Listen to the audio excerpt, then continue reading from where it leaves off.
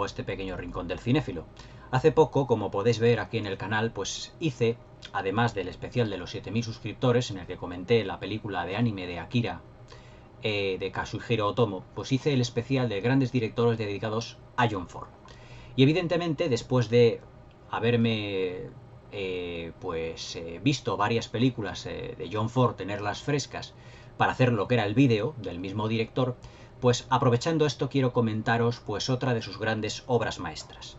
Hablar de John Ford, pues hoy en día, igual que dije en aquel vídeo de grandes directores dedicado especialmente al director de Main, pues hay muchísimas películas hoy en día que pueden catalogarse como auténticas piezas de museo dentro de la filmografía de este grandísimo director. La película que os voy a comentar esta noche es una de tantas obras maestras, porque hablar de obras maestras del cine, hablar de John Ford, es hablar de la historia del cine, pues prácticamente sin morderse la lengua. Es decir, hablar de películas como Fort Apache, como Río Grande, como Centauros del Desierto, como Misión de Audaces, como Dos cabalgan juntos, El hombre que mató a Liberty Balance, La diligencia, lo que son la gran columna vertebral de su filmografía, que son los westerns. Hay una también que para mí tiene una especial relevancia, una especial importancia, y es por uno de sus elementos técnicos, que es la fotografía. Además, esta película obtuvo, precisamente en 1949, ya en la ceremonia de los Oscars del 50, el Oscar a la mejor fotografía. Y es una de las películas más visuales de John Ford. La película que os voy a hablar esta noche es nada más y nada menos que La Legión Invencible, protagonizada evidentemente por John Wayne, por Victor McLaglen y también por Joanne Dru, que aquí digamos que hace las veces de la protagonista femenina, pero que no tiene una especial relevancia, una gran importancia, solo a nivel simbólico. Y ahora os diré el porqué. El título de esta película, el título original es She Wears a Yellow Ribbon. Ella lleva una cinta amarilla. Esa cinta amarilla tiene una especial simbología, por así decirlo, dentro de lo que era la caballería. Argumentalmente, pues nos situamos dentro de una época bastante convulsa en la historia de los Estados Unidos hacia 1867, 69, 1870, cuando se produce la batalla de Little Big Horn, que fue la batalla que estuvo protagonizada dentro del bando de los Estados Unidos por el general Custer, donde el general Custer falleció, cuyos hechos son narrados en la película de Raoul Walsh, Murieron con las botas puestas, que la tenéis aquí comentada en el canal, la podéis ver perfectamente, y que esos hechos, esos acontecimientos, precisamente son los que van a condicionar en parte pues todo lo que es argumentalmente lo que es el guión, lo que es la historia que se narra en La Legión Invencible. Esta película en Blu-ray, vista en Blu-ray hoy en día, es una auténtica maravilla. Ya no solo porque se llevase el Oscar en su momento a la mejor fotografía, sino porque ya hablaremos de ella, o sea, de ese aspecto técnico dentro de la parte técnica de lo que es de la crítica más adelante, pero se puede decir sin temor a equivocarse que es una de las películas pues visualmente más impresionantes que ha filmado John Ford. Es una película eminentemente además trasladada a exteriores, es decir, el Monument Valley, además de en Centauros del Desierto y en mil y una películas dirigidas por el director de Main, pues aquí se le saca tanto jugo al Monument Valley que prácticamente se puede decir que cobra vida. Pero vamos a centrarnos dentro de La Legión Invencible, lo que es el argumento, lo que es la historia, de lo que son los personajes, las interpretaciones, porque se puede decir que todo el universo de John Ford, todo lo que os conté en ese especial de John Ford, todo lo que son sus valores, sus códigos de honor, sus costumbres, sus tradiciones muy irlandesas, también por otra parte, todos los valores de familia, todo ello está condensado en La Legión Invencible. Pero no solo en La Legión Invencible, en otras tantas como Las uvas de la ira, Que verderá mi valle, y todas las películas que os he mencionado tanto anteriormente como en el especial de John Ford que hice pues prácticamente hace muy poquito. Aquí en esta película pues nos narra la historia del personaje de John Wayne, interpretado por John Wayne, que es un capitán de lo que es el ejército, lo que es la caballería de Estados Unidos, que estaba en diferentes forts distribuidos pues a lo largo de los Estados Unidos para tener controlados más o menos a los indios y por ir haciéndose poco a poco pues con los terrenos para que los colonos fueran evidentemente pues colonizando, nunca mejor dicho, pues todo ese gran terreno, todo ese gran país de costa a costa, que es hoy en día los Estados Unidos. Entonces, John Wayne, que es el capitán Nathan Brittle, pues prácticamente le quedan 5, 6, 7 días, 6 días para retirarse de la caballería, retirarse del ejército, porque él ya ha llegado a una determinada edad. Está prácticamente a punto de jubilarse, pero esa jubilación le va a costar mucho en lo que se refiere a contenido emocional. Porque el capitán Brittle, un John Wayne con una interpretación realmente extraordinaria, yo creo que es completamente innecesario que a estas alturas ya del canal y a estas alturas pues ya de lo que son las críticas cinéfilas os hable ampliamente de John Wayne, porque es uno de los más grandes actores y más grandes estrellas que ha dado el cine. Realiza aquí una de sus mejores interpretaciones sin ningún género de dudas. Yo creo que aquí, junto con Centauros del Desierto y con La Diligencia, realiza su papel más fundamental, un papel clave, pero eminentemente dramático. Y dramático porque además tiene muchos componentes trágicos la película. La película, ya os digo, que tiene muchas capas de significación, como prácticamente todas las películas de John Ford, pero lo que realmente destaca en esta película es el contenido romántico y poético que tiene tanto el personaje de John Wayne, el Nathan Brittle, el capitán Nathan Brittle, y además todo el contraste que tiene con el romanticismo del paisaje, que ahora os iré diciendo pues más o menos cómo se van complementando el uno al otro. La película en general tiene una estructura narrativa muy lineal, pero a su vez parece que esta linealidad de estructura narrativa va formando como un pequeño círculo, ya que hay un acontecimiento muy importante al principio de la película en el que él tiene que dar, digamos, unas explicaciones a sus superiores, y al final de la película también. Esas explicaciones o esos comentarios que hace es irse dentro del fort donde él está destinado, donde están sus superiores, donde está su caballería, nada más y nada menos que a la tumba de su mujer y de sus 2 hijas. Es decir, ya John Ford nos expone en un contexto completamente trágico dentro del personaje de John Wayne, del capitán Nathan Brittle. Es decir, todos los acontecimientos que le ha sucedido dentro de lo que es el mundo de la caballería tienen una amplia repercusión dentro de lo que es su psicología, su psique, y además que le van condicionando todos y cada uno de los momentos de la película, por así llamarlo, todos y cada uno de los momentos del film en el que él va aportando, pues digamos, su vena autoritaria, porque él es un capitán, pero siempre como si fuera un auténtico padre para todo ese gran batallón que tiene a sus órdenes, porque en el fondo los ve como si fueran unos auténticos hijos, una auténtica gran familia. Es más, él tiene una cierta familiaridad también, trata con una cierta familiaridad a su coronel superior, a su inmediato superior, y también a sus inmediatos inferiores. Aquí tenemos que hablar del personaje de Victor McLaglen, que es un sargento que todas las mañanas a las 5:42 de la madrugada, 5:42 de la mañana, pues entra en lo que es la caseta donde el capitán Brittle pues está durmiendo, donde él hace vida, para despertarle, aunque él ya se está vistiendo, para despertarle, invitarle a desayunar y realizar pues lo que son las rondas, lo que es en el ejército o en este caso en la caballería, lo que es pasar revista a las tropas. Es decir, todo lo que son los pormenores y todos los acontecimientos que dentro de un ejército, dentro de una caballería, se van dando. Pero todo ello he realizado e interpretado tanto con una química extraordinaria, tanto de la parte de John Wayne como por la parte de Victor McLaglen, realmente impresionante. O sea, se nota mucho que estos dos directores, mejor dicho, que estos dos actores, han estado prácticamente forjados por el mismo director, por John Ford. Porque la química especial que hay entre ellos dos ya no es una química, digamos, entre un oficial, en este caso Victor McLaglen, y su superior, que es John Wayne, es decir, el sargento y el capitán, sino que se tratan con una familiaridad completamente pasmosa. Es decir, se tratan como auténticos amigos de toda la vida. Y es que el personaje de Victor McLaglen también lo que va a hacer, precisamente va a ser jubilarse, dejar el ejército, dejar la caballería, apenas 3 semanas después, o 2 semanas después, 10 días, unos cuantos días después, de que lo haga Nathan Britell. Pero las secuencias donde comparten protagonismo tanto Victor McLaglen como John Wayne son realmente cine en estado puro.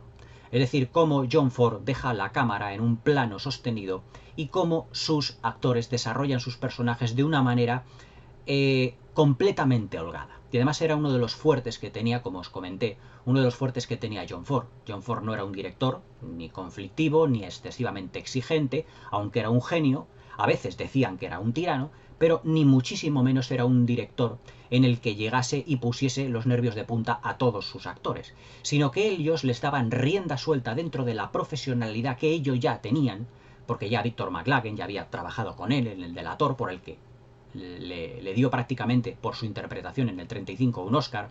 En el 49 ya llevaba 20 años conociendo a John Wayne, desde aquella película que había realizado el mismo John Ford, y además relacionados con los temas del nacionalismo irlandés.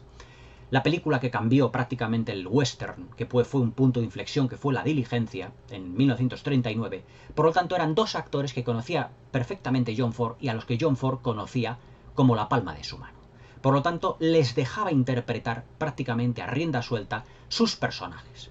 La verdad es que la interpretación de John Wayne en esta película, una estrella, un actor al que cuando se hacen esas listas en las que, y permitirme el inciso, cuando se hacen esas listas de los mejores actores de la historia del cine, prácticamente nunca se le incluyen diciendo, pues, Marlon Brando, ¿qué os voy a decir? Robert De Niro, casi nunca se acuerdan realmente del que fue la gran estrella de Hollywood, no el rey, porque el rey siempre fue Clark Gable, pero la gran estrella del Hollywood, no solo de western, sino prácticamente un valor en taquilla, que fue John Wayne. Y la verdad es que John Wayne en esta película, su interpretación no tiene absolutamente nada que envidiar en ningún momento a las mejores interpretaciones de los mejores actores. O sea, en esta película la interpretación de John Wayne no tiene prácticamente nada que envidiar, y perdonadme las comparaciones, no desuscribáis al canal, no os desuscribáis al canal si lo que os digo os parece demasiado estrambótico, pero John Wayne en esta película, su interpretación, la humanidad que aporta al personaje, la manera que tiene de emocionarse, la manera que tiene que ver, de ver a la caballería, que los ve como auténticos hijos, que piensa mucho en ellos. Por ejemplo, hay una secuencia en la que el que le va a suceder en el puesto dice, pues yo creo que a la vista de los indios, dice, creo que los grupos 2, 3 y 4 podrían ir pues en carga contra los indios ahora que están pasando. Y John Wayne, que les conoce ya muy bien desde hace muchos años, dice, tenga usted en cuenta, teniente, que en los grupos 2, 3 y 4, dentro del grupo de la caballería, hay muchos hombres casados con niños. Sin embargo, en los grupos 1 y 5 no hay tantos. Por lo tanto, si tiene que haber alguna baja, intentemos evitar que no sea un padre de familia, que es lo que se está dando a entender. Es decir, fijaos con qué mimo y con qué cuidado John Wayne lo que hace precisamente es cubrir a sus soldados como si fueran sus auténticos hijos. Porque él es un personaje que, al igual que el Ethan Edwards de Centauros del Desierto, es como una especie de lobo solitario. Es decir, él se ha quedado sin familia, pero tiene su otra familia, que es la caballería. Por lo tanto, los trata de proteger lo máximo posible. Y digo esto porque la interpretación de John Wayne en esta película no tiene nada que envidiar a las mejores interpretaciones de los mejores actores de todos los tiempos. Marlon Brando fue un gran actor, sin duda, El Padrino, Apocalypse Now, El último tango en París, muchísimas grandes interpretaciones. Pero la interpretación que tiene John Wayne en 1949 en La Legión Invencible es realmente extraordinaria. Tendrían que haberle nominado al Oscar de lejos. Lo que ocurre es que dentro de los años 40, los años 30, los años 50, los westerns no estaban vistos, digamos, como películas importantes. No estaban vistos como películas dramáticas en la que se les considerase para entregas de premios, sino que se le estaban viendo a estas películas como unas películas simples y llanas, como películas de aventuras, es decir, como para pasar el rato, o películas de relleno. Poco a poco, y a medida que ha ido pasando realmente el tiempo, y una nueva generación de directores, cuando vinieron Steven Spielberg, cuando vino George Lucas, Martin Scorsese, Brian De Palma, Walter Hill, Woody Allen, se han ido dando cuenta de todos los valores que que John Ford ponía y proponía dentro de los westerns. Es decir, John Ford, los 6 Oscar que ganó, además de los 2 documentales, os dije que eran películas que no eran westerns. El de la Thor, Las uvas de la ira, El hombre tranquilo y Qué verde era mi valle. Sin embargo, sus películas más recordadas y más importantes siempre son westerns. La Legión Invencible, Centauros del Desierto, Fort Apache, La Diligencia, etc. Y la Legión Invencible es una de ellas. Porque tiene tantos valores, tantos simbolismos, y los personajes son tan profundos como en aquellas películas que no son westerns realmente, pero que los personajes se comportan como si fuera un western en aquellas películas de John Ford que no son películas del oeste. Por lo tanto, realmente John Ford lo que rodaba casi siempre eran westerns, es decir, westerns encubiertos con otro tipo de temática, con otro tipo de dramática, con otros actores, con otros, por así decirlo, con otros guiones, con otros nombres, pero en el fondo digamos que era todo una gran aventura y una gran epopeya épica, como si fuera un western. Por eso cuando os conté en el especial de John Ford, cuando dentro de La caza de brujas se le llamó a John Ford a declarar, dijo: me llamo John Ford y hago películas del oeste. Porque realmente era no solo su columna vertebral, sino porque él estaba admitiendo de que realmente eran películas del oeste desde cabo, o sea, de cabo a rabo, todos sus films. La Legión Invencible también destaca además por tener todos los valores, ya os digo, que siempre John Ford había destacado dentro de sus films. El valor de la familia ya os he hablado, ya que John Ford, mejor dicho, John Wayne, el papel de Nathan Brittle, el capitán, ve a la caballera como si fuera su auténtica familia. Pero él está también ligado a un código de honor de caballería. A un código de honor que le obliga prácticamente a estar hasta el último momento dentro de la película dirigiendo a lo que es su familia, dirigiendo a sus inmediatos inferiores, a los que son sus soldados, a los que son sus caballeros, a los que componen su caballería precisamente. Casi prácticamente al final de la película, él dice, mirando un reloj que ahora os contaré, dice: ya han pasado prácticamente 4 minutos, o 2 minutos, algo así dice, desde las 12 de la noche. Por lo tanto, ya no soy el superior de ustedes. Ya no soy su capitán. Y por lo tanto ya no están ustedes obligados, militarmente hablando, a tener o a ordenar, mejor dicho, o a daros yo a ustedes órdenes para diferentes misiones. Dentro de lo que es el argumento de la película, y después de la derrota de Little Bighorn, al capitán Nathan Brittle se le encomienda una última misión. Y es que como todo el territorio estaba prácticamente lleno de indios, aquí reflejados dentro del Monument Valley, que eran uniones de diferentes tribus, en el que una voz en off muy inteligente nos dicen que se habían dejado las rencillas de las tribus de los indios pues prácticamente a un lado y se habían unido todos para combatir al hombre blanco, pues tenemos pues los Cheyennes, los Arapahoes, los Sioux, o sea, todas las tribus, habidas y por haber, se habían unido contra el enemigo común que era el hombre blanco. Pero claro, se avecinaba evidentemente una guerra en la que la caballería tendría un papel muy importante. Y el inmediato superior, el coronel al que está a las órdenes, el capitán Nathan Brittle, el capitán John Wayne, dice directamente, le dice: mire capitán, la última misión en la que yo quiero que usted realmente tenga antes de retirarse, y que prácticamente cubrirá sus últimos días de retiro, es que tanto a mi mujer como a mi hija las escolte usted, la caballería, en una caravana, junto con la caballería, hasta un puesto fronterizo y que ahí pudieran ir al este. Es decir, que estuvieran a salvo de todos esos ataques de los indios constantes que ellos estaban recibiendo. Y claro, el capitán Nathan Brittle, pues evidentemente, como es un hombre de honor y de código de honor, pues no tiene más remedio que cumplir las órdenes de su superior, y además con mucho y gran orgullo. Y entonces reúne a toda la caballería, a toda su caballería, para poder acompañar a estas mujeres pues hasta el puesto fronterizo para que cojan una caravana y directamente abandonen esas tierras tan conflictivas. El personaje del Nathan Brittle, en un principio, pues no le gusta excesivamente la idea. Porque claro, él es el padre de esa caballería en el que él está ahí, pues digamos, pues para proteger a unos territorios que ellos creían que ya eran suyos. No para llevar a un grupo de mujeres, en este caso 2 mujeres, hasta un puesto fronterizo, una caravana para recogerlas. pero él no tiene más remedio y cumple su misión. Y aquí es donde realmente empieza la auténtica película de aventuras, de grandes aventuras que vamos a asistir, en donde tendremos persecuciones de caballería, persecuciones con los indios, encuentros con los mismos, emboscadas, y todo filmado, además con un Technicolor realmente extraordinario.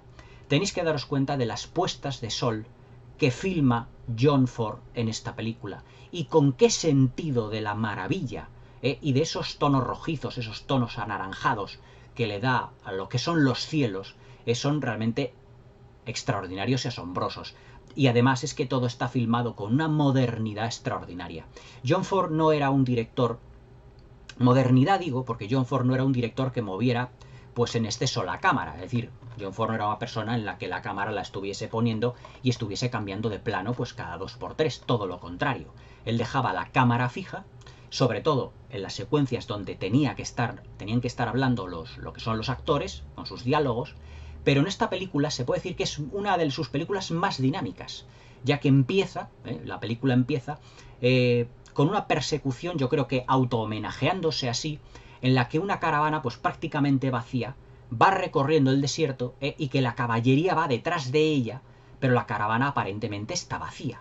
Cuando detienen esa diligencia deteniendo a los caballos, ven que tienen un soldado completamente fallecido, muerto, por una flecha, además, una de las flechas clavadas, además también en lo que es el carrómato exterior, en lo que es la diligencia propiamente dicho.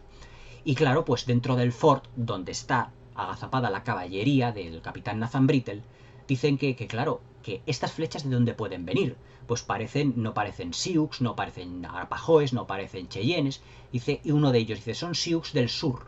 O sea, son de otra parte. Eso quiere decir que las tribus se están uniendo, que están viniendo. Por lo tanto, están como acordonando, todo lo que son las tribus indias, están acordonando la zona de el hombre blanco de la caballería para intentar echarles después de la victoria que habían tenido en Little Bighorn, lo que eran los indios derrotando al general Custer, ya que el general Custer pues era uno de los personajes más importantes, si cabe, dentro de lo que era pues el mundo de la caballería, o mejor dicho, la caballería de Estados Unidos, pues a finales del siglo, o en la segunda mitad del siglo XIX. Además, Nathan Brittle, en la primera secuencia de la película, cuando él está arrodillado en ese cementerio improvisado para su mujer y para sus 2 hijas, que John Ford nos deja inteligentemente y de manera muy ambigua el cómo o el por qué han fallecido. Directamente ya sabemos solo que han fallecido, que están muertas. John Wayne lo que hace es decirle a su mujer, hablar con ella, decirle, fíjate, han matado a un hombre con el que tú bailaste una vez, al general Custer.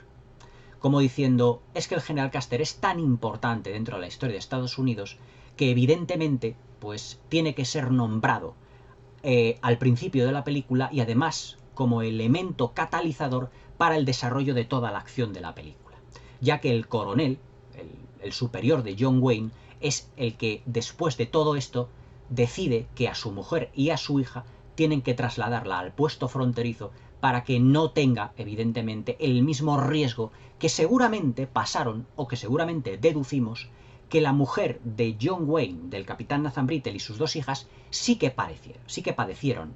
Es más, seguramente a lo mejor pues murieron, a lo mejor no de enfermedad, sino a lo mejor de un ataque de los indios, no lo sabemos. Pero claro, es un dato que nos lo deja John Ford más a la improvisación y a la ambigüedad, para que sea el espectador directamente el que lo interpretemos a nuestro gusto. Pero lo deja de una manera ambigua como elemento trágico dentro de lo que es la historia del capitán Nathan Brittle. Todo lo que es la columna vertebral de la película, el núcleo, lo que es el segundo acto, es todas las aventuras, ya os digo, que ocurren en el Monument Valley hasta que llegan a ese puesto fronterizo que ha sido una vez más atacado por los indios, cuya caravana ha quedado destruida por completo. Y claro, John Wayne pues se da cuenta de que han llegado demasiado tarde, a lo mejor por una serie de decisiones él más cercanas a proteger a los hombres de su caballería, a dar rodeos para intentar evitar a las tribus de los indios. Hay una secuencia realmente magnífica que es un único plano, en donde le dice al teniente de caballería, dice: teniente, búsqueme usted una zona que esté libre de indios, donde no vea usted ningún rastro de indios, donde podamos cruzar un río. Y en esa zona, precisamente en ese plano, vemos, aparte de la caballería, cómo atraviesa desde el final del plano hasta prácticamente nuestras propias narices un montón de caballos dentro de una parte de lo que es la caballería, toda esa zona, porque va dividiendo, el capitán Nathan Britell va dividiendo parte de la caballería en diferentes ramales, en diferentes zonas, abarcando diferentes zonas, diferentes áreas, para que, evidentemente, no puedan ser todas descubiertas por los indios. Pero claro, los Sioux, los Cheyennes, llegarán un momento que les estén vigilando y quedarán con ellos. Y se produzcan, pues, persecuciones, carreras, todas teniendo como escenario el Monument Valley. Y además es que John Ford en esta película utiliza una fotografía que, si yo os dije en el especial de John Ford que destacaba mucho por la belleza y el encuadre pictórico, como si fueran auténticos cuadros, aquí lo que realmente destaca es por el gran espacio que John Ford utiliza dentro de los planos. Estamos en una película, hablando de una película de 1949, el formato de pantalla era 4:3.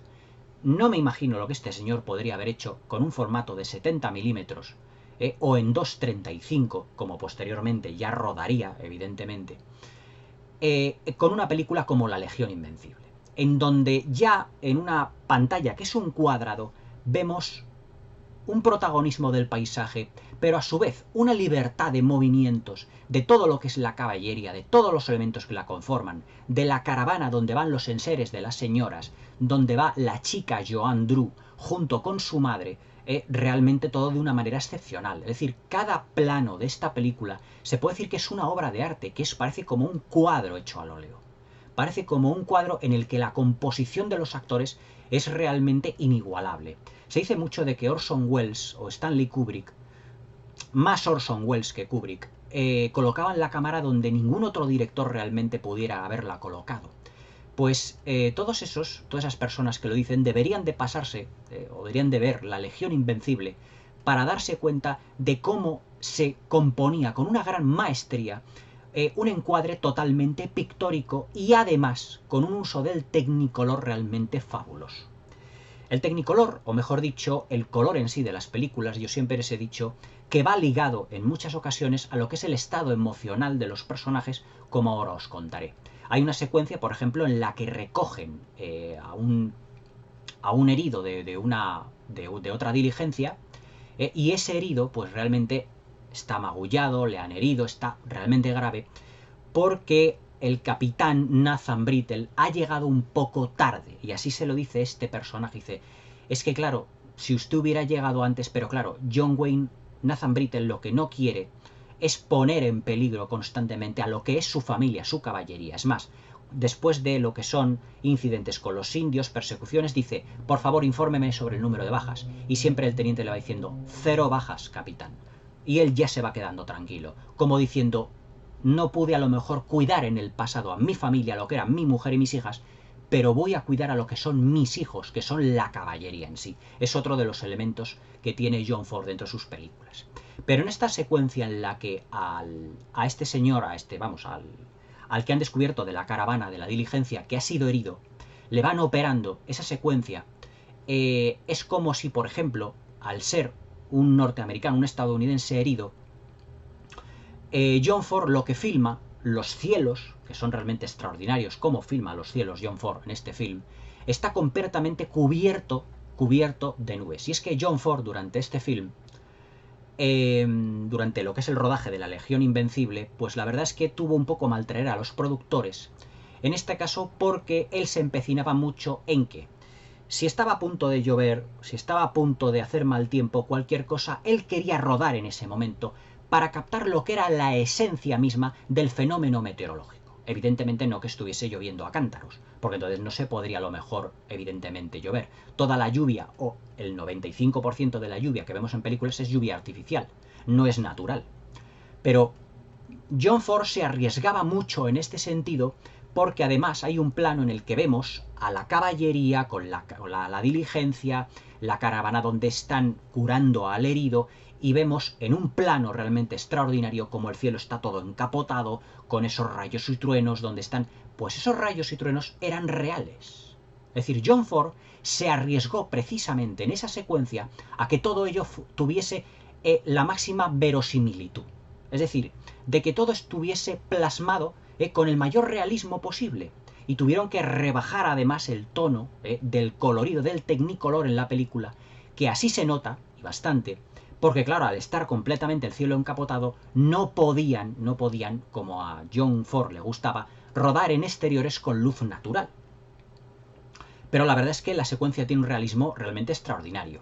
Y sobre todo, por ejemplo, cuando encuentran dentro de lo que es el puesto fronterizo a lo que es su dirigente principal, pues prácticamente ya fallecido, muerto, y le hacen un entierro.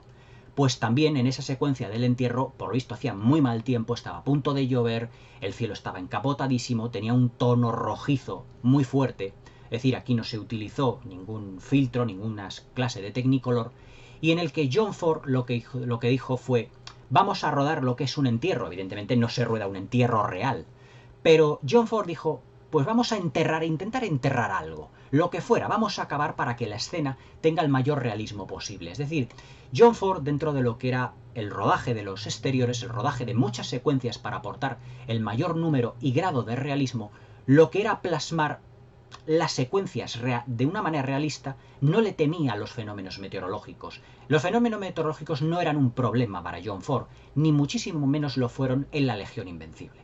Todo evidentemente nos da un realismo, nos da una verosimilitud, nos da una sensación de naturalidad, todo, como buscaba el propio John Ford, realmente extraordinaria.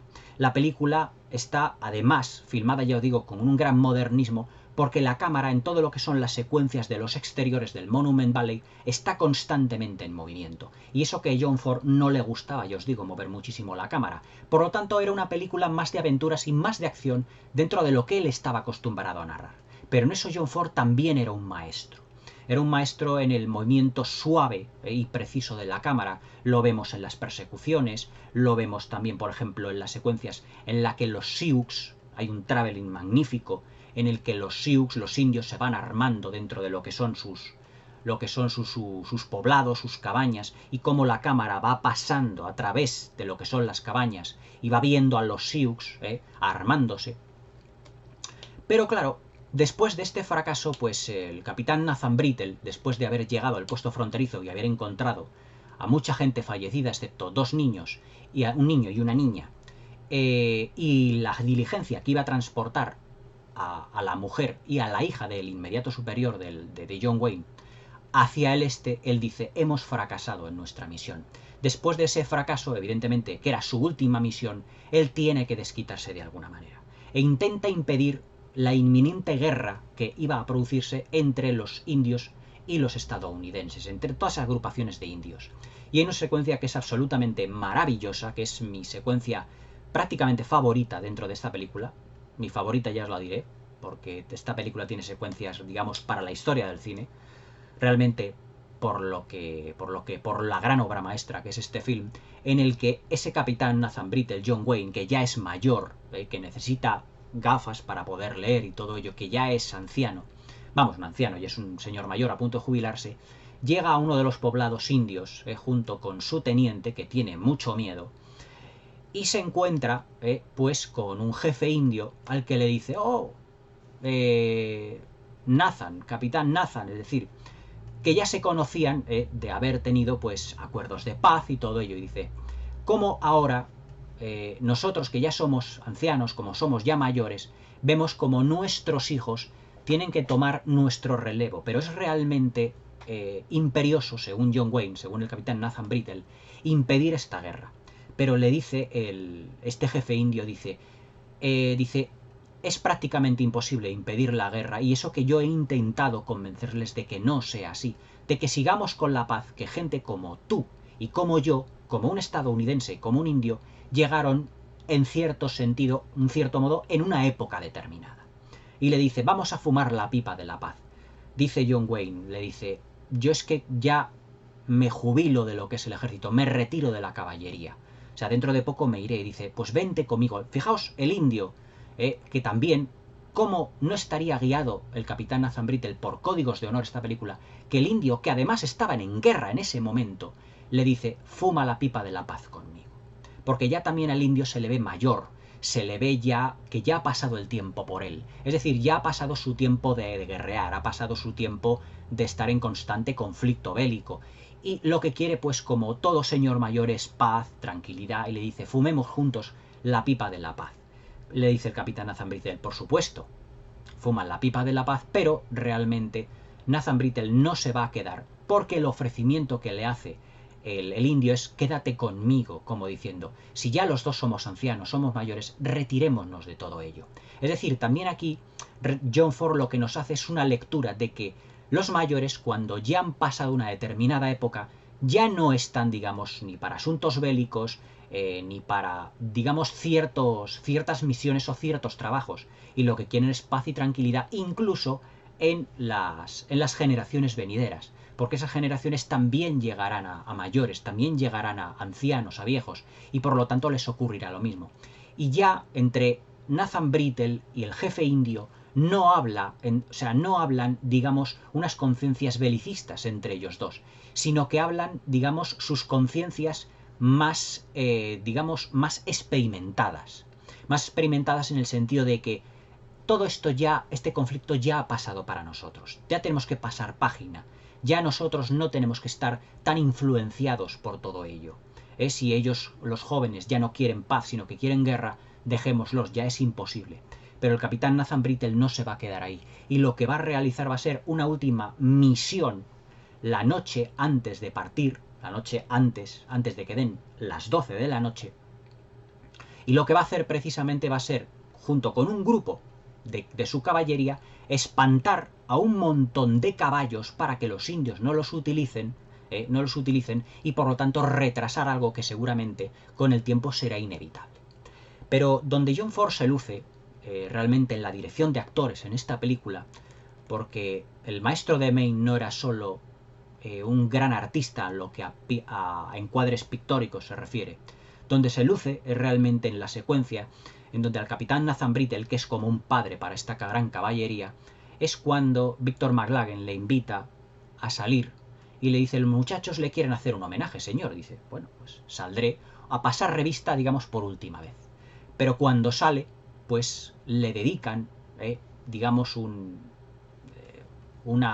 no vamos a decir un desfile, sino que todos están perfectamente uniformados y puestos en fila y le regalan algo. Dice, esto es, señor, por haber cuidado de nosotros durante tanto tiempo, y le regalan el reloj que yo anteriormente os he mencionado. Ese reloj que además él realmente está emocionado. Él se emociona. Se emociona John Wayne en esta película en numerosas ocasiones. Os invito a que descubráis cuáles son, porque la emoción de John Wayne es la emoción del espectador. Porque la emoción del espectador es ver a esa gran familia que tiene, que es la caballería, en el que él ha sido el padre de ellos, el padre de todos ellos, y ellos han sido los sustitutos de su familia. Entonces él abre el regalo que le hacen y ve un magnífico reloj de plata, además con una dedicatoria por detrás. En ese momento, pues claro, cuando a él le dan ese reloj, que es su último día ya que prácticamente le quedan horas para jubilarse, o mejor dicho, para dejar la caballería, él pues les da las gracias, muy emocionado. Él se pone esas gafas, pero yo creo que se pone las gafas para que no se den cuenta de que se les está emocionando. Él constantemente mira el reloj en un plano sostenido extraordinario, en el que John Wayne está mirando el reloj, pero no mira al frente, no mira a la cámara, como si estuviera emocionado. Y entonces el teniente dice, y ahora vamos a hacer la ronda habitual y nos vamos de aquí. Pero es que esa ronda que hacen la caballería alrededor del fuerte, alrededor de los territorios y terrenos que ellos protegen, ya no tendrá como cabeza de caballería a Nathan Brittle. Y él se queda al lado de su caballo viendo cómo esa caballería tiene que salir ya sin él directamente. Porque él ya no, por así decirlo, como ya le quedan horas para jubilarse, horas para dejar la caballería, pues él ya no dirigirá esa caballería nunca más. Ya no estará al lado de lo que se supone que él era o lo que él consideraba que era su familia. Él también realiza pues lo que es su equipaje y todo ello, y saca en una secuencia que no puede faltar el punto de vista cómico por parte de Victor McLaglen, un traje gris con un sombrero muy irlandés, muy irlandés. John Ford tiene que dar el toque irlandés en sus películas, es otro de las máximas, de las constantes que os he explicado de las películas de John Ford. Y lo que hace Victor McLaglen es, pues, como tiene unas anchuras, todo, un cuerpo, una constitución similar. Victor McLaglen, aunque Victor McLaglen era más ancho, más fuerte, y John Wayne era un poco más alto, más delgado, aunque también muy ancho y muy fuerte, pues le hace vestirse con ese traje que es gris, con un sombrero un tanto graciosete, al sargento. Y le dice: sargento, vaya usted a lo que es aquí la taberna, y vaya y tómese unas copas en mi salón. Pero claro, la taberna, lo que simboliza en esta película, es uno de los puntos fuertes de la taberna irlandesa. Es decir, el punto de vista irlandés que le da John Ford a esta película es Victor McLaglen dentro de esa taberna. Y cuando además entra en la taberna, le dice John Wayne a todos, a algunos de los que están allí en la herrería, algunos soldados, dice: mirad, el sargento lo que ha hecho ha sido esto, esto y esto. Detenedle y arrestadle durante 10 días. En realidad lo que le está impidiendo el capitán Nathan Brittle es que, como sabe que el personaje de Victor McLaglen está constantemente bebiendo, que es un poco borrachín, le quiere evitar que esos días que le queden también a Victor McLaglen para jubilarse, al sargento, para jubilarse, lo que quiere hacer es evitarle que le puedan pues poner en peligro, que tenga que salir alguna misión y que lo maten. Por lo tanto, se inventa ese ardid para que le tengan que coger arrestado y meterle en el calabozo. Pero claro, y aquí la vena cómica, ya que todos intentan coger a Victor McLaglen, pero claro, este empieza a pegarse mamporros como un Bud Spencer, como si fuera en un bar. Yo creo que muchas de las peleas de Bud Spencer y Terence Hill están como muy inspiradas en esta secuencia de la Legión Invencible, en el que él empieza a dar mamporros a todos los que van, y hasta que llega la mujer del inmediato superior de John Wayne, del capitán Nathan Brittle, lo que es la esposa del coronel, y dice: sargento, ¿qué es lo que está usted haciendo? Váyase usted ahora mismo, como se le ha ordenado ahora mismo, arrestado, y métase usted en la cárcel, en el calabozo, donde sea. Dice: sí, señora, pero menudo Victor McLaglen, que se despacha muy a gusto con todos los que estaban allí, porque no le deja títere con cabeza. Y además es que les ayuda a levantarse y dice: venga, muchacho, después de haberles golpeado en el estómago, en la cara, está todo lleno de golpes, de moratones, dice: venga, ahora vamos todos a beber. Y claro, todos ellos empiezan a beber en las sillas y se caen unos para atrás, no sé qué. Digamos que es el punto cómico, un punto cómico que tiene la película, un punto cómico irlandés, el toque irlandés que le da John Ford a esta película. Es decir, después de prácticamente 1 hora y 3/4 de hora de película, que es lo que dura el film, de tragedia, de persecuciones, de muertes, de aventuras, todo eso, digamos que toda esta secuencia funciona como un catalizador para destensionar, quitar tensión a todo lo que hemos vivido dentro de la película, aportando un poco de humor.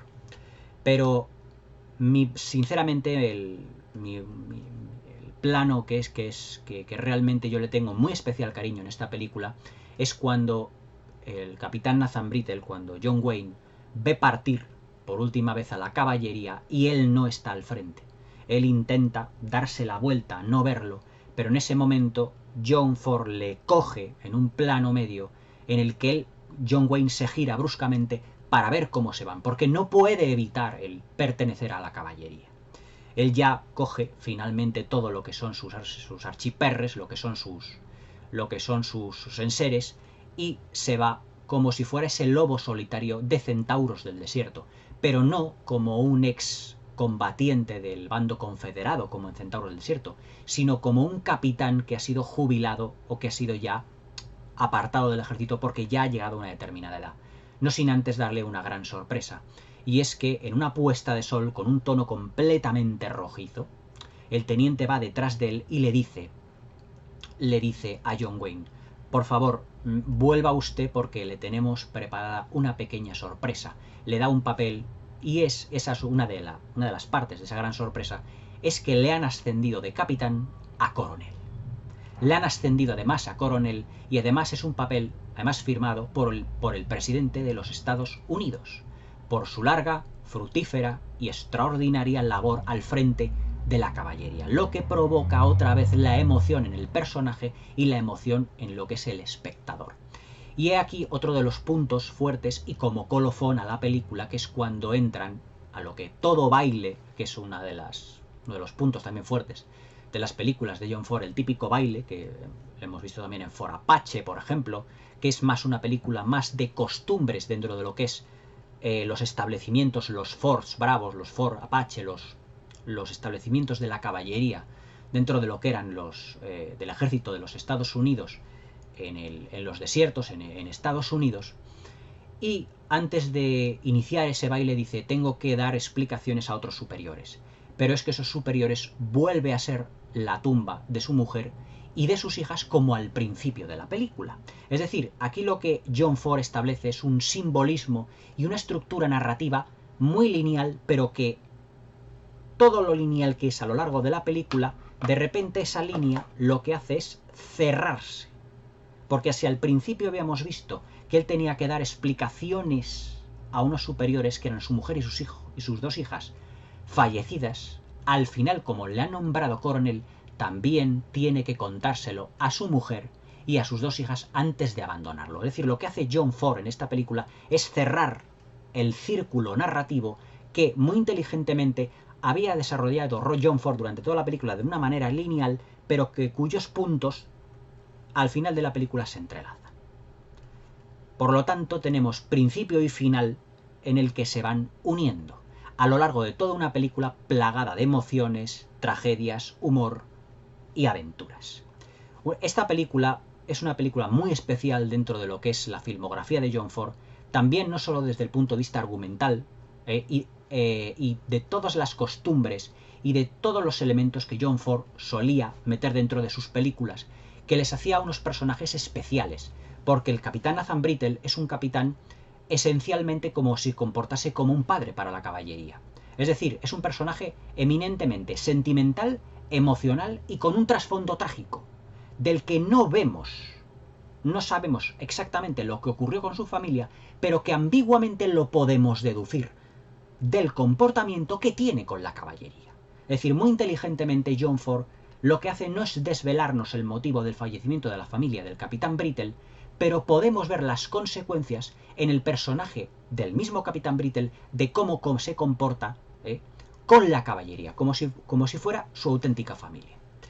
Todo, ya os digo, como a John Ford le gustaba, todo era pues prácticamente la antítesis de Alfred Hitchcock, porque si os comenté, por ejemplo, en la review de Vértigo, que a Alfred Hitchcock le gustaba muchísimo filmar y tener muy controlada la iluminación en los interiores, aunque en exteriores también filmó, John Ford es diametralmente opuesto. En lo que le gusta, en Centauro del Desierto, en La Diligencia, en Misión de Audaces, son los exteriores, el Monument Valley. Y es que el Monument Valley en esta película tiene una fisicidad que me recuerda mucho a la película que también está aquí comentada de Anthony Mann, que es Horizontes Lejanos. Es decir, cuando suben los colonos con las carrozas, con las diligencias, con todo lo que conlleva formar en esa colonia que iba a haber al otro lado de las montañas, todo ello.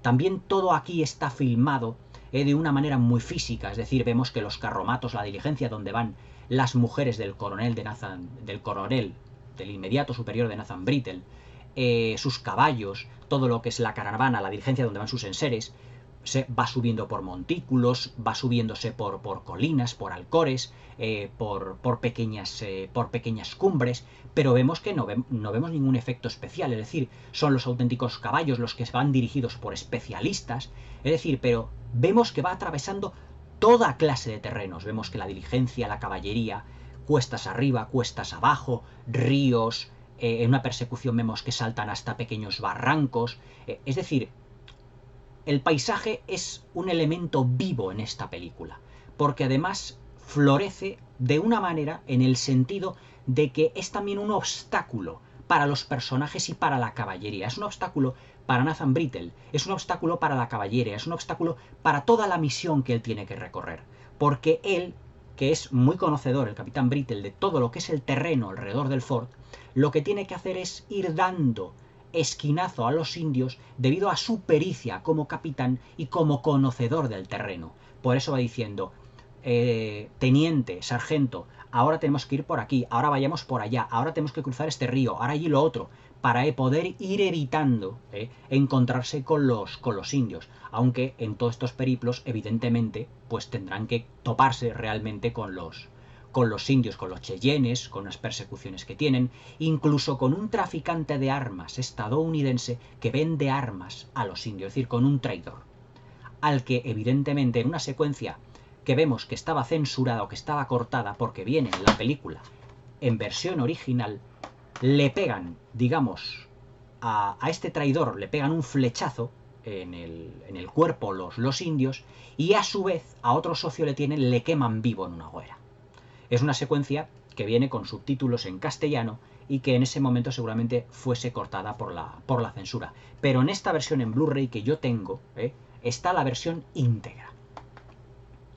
Además de cómo está filmado todo ello, también tenemos que darnos cuenta de otros de los elementos de cómo está tratado el color. Ya digo que el estado emocional, la puesta en escena y el colorido determinan el estado emocional de los personajes. Cuando vemos que no hay peligro, todo está iluminado con un sol realmente impresionante, el Technicolor luce de una manera extraordinaria, pero cuando las secuencias son tristes vemos como ciertos detalles, como una fotografía, como si fuera un cuadro con detalles lumínicos, que invitan también al espectador a descubrir las penumbras que tiene esta película.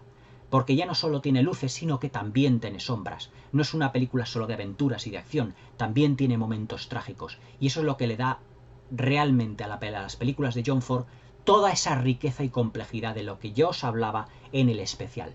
Por todo ello, hace que La Legión Invencible sea una película, pues digamos, dentro del terreno del western, uno de los aspectos o uno de los films claves y cumbres dentro de lo que es no solo la filmografía de John Ford.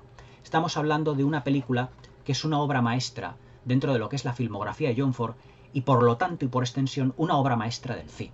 Es decir, películas que tengan un protagonismo del paisaje tan sumamente increíble, o mejor dicho, que además fue John Ford el precursor de todo ello, que tenga esa viveza que parece que el paisaje está hablando al espectador por parte de toda esa fisicidad, esa naturaleza que les va poniendo obstáculos a la caballería. Todo ello está filmado además con unas simetrías y con una poesía realmente fascinante.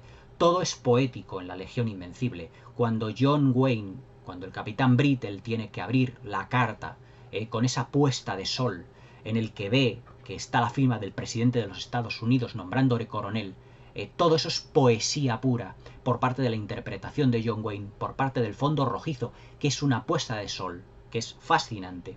También, por ejemplo, los atardeceres, los amaneceres, la manera en que John Wayne pasa revista, la manera en que va dirigiendo a la caballería, él siempre delante, con la mano alzándola, diciendo vamos a parar, vamos a ir por aquí, por allí, siempre tratando a la caballería en el centro siempre geométrico prácticamente del plano, para que los espectadores no perdamos detalle de todos los aspectos que componían en ese momento la caballería. Sin tener que filmar un plano estático, un plano sostenido, lo hace, pero que los personajes vayan desfilando delante de la cámara desde el primero hasta el último, para que no perdamos detalle de ninguno de todos los hijos de toda la gran familia del capitán Nathan Brittle. La Legión Invencible para mí es una obra maestra impresionante, y como colofón a esta crítica os voy a decir que She Wore a Yellow Ribbon es un símbolo. Joan Drew, el personaje de Joan Drew, que es el personaje femenino de esta película, que termina enamorándose realmente del que va a ser el sustituto de John Wayne, del capitán Brittle, tiene dos amores en la película. Uno, digamos, que es más de su edad, y otro más o menos romántico. Su amor, el teniente, que es el que sustituirá al capitán Brittle, pues es el que lucha, digamos, por su corazón, dentro de lo que los límites de la caballería que él y de sus misiones tienen que imponer. Pero también tiene una especie de relación de amor con el capitán Brittle, porque le ve como un auténtico héroe. lo ve como un hombre que respeta los códigos de honor de la caballería y del ejército de una manera extraordinaria. Ve cómo cuida de la caballería, ve cómo cuida de sus hombres, y renace en ella un enamoramiento platónico. Es decir, otra lectura de esta película es la dualidad del amor del personaje de Joandrew. Es decir, cómo Joandrew se va enamorando paralelamente, de manera física y emocional, y de manera platónica, del teniente, del sustituto del capitán Nathan Brittle, pero también del mismo capitán Nathan Brittle. Es más, al final de la película, cuando se despiden, le dice Joandrew, cuando lleva esa tira amarilla, le dice Joandrew, dice, capitán, ¿le puedo dar a usted un beso? Como diciendo, y además es que ese beso está filmado de manera en el que no sabemos si se lo da en la mejilla o se lo da en la boca.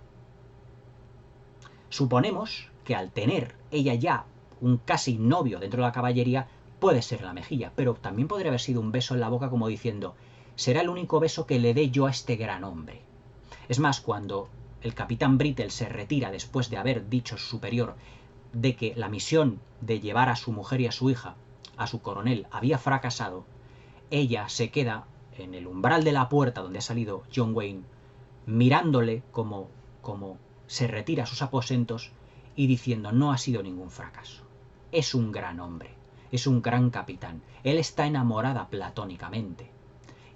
Por lo tanto, no sabemos si esa tira amarilla que simboliza un amor, porque la cinta amarilla que llevan las mujeres dentro de la caballería simboliza que está enamorada o que tiene un amor dentro de la caballería.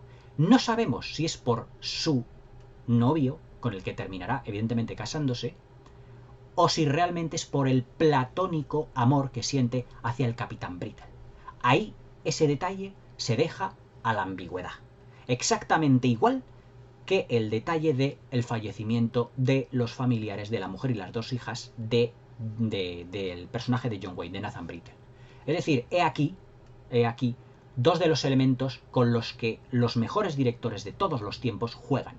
Elementos ambiguos, pero calculadamente e intencionadamente ambiguos, para que el espectador pueda, a la salida del cine, quedarse con una pequeña duda como diciendo, ¿será por el capitán Brittle? ¿Será por su teniente? ¿O por quién será esa cinta amarilla?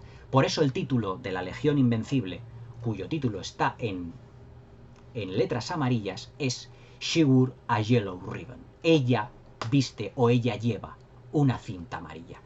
En realidad, ¿a quién? ¿A su amor platónico o a su amor emocional y físico? Ahí os lo dejo a vuestra interpretación. La Legión Invencible es una de las grandes obras maestras de la historia del cine. Una de las mejores películas de John Ford y por lo tanto una de las mejores películas de todos los tiempos. No os perdáis esta auténtica obra maestra, esta maravilla del séptimo arte. Para todos aquellos que me decís que no tengo muchos western comentados, esto no es un western, es un super western. Porque claro, los mejores western evidentemente son los de John Ford. Espero que os haya gustado la crítica y os recomiendo encarecidamente La Legión Invencible. Una película realmente inigualable. Hasta mañana.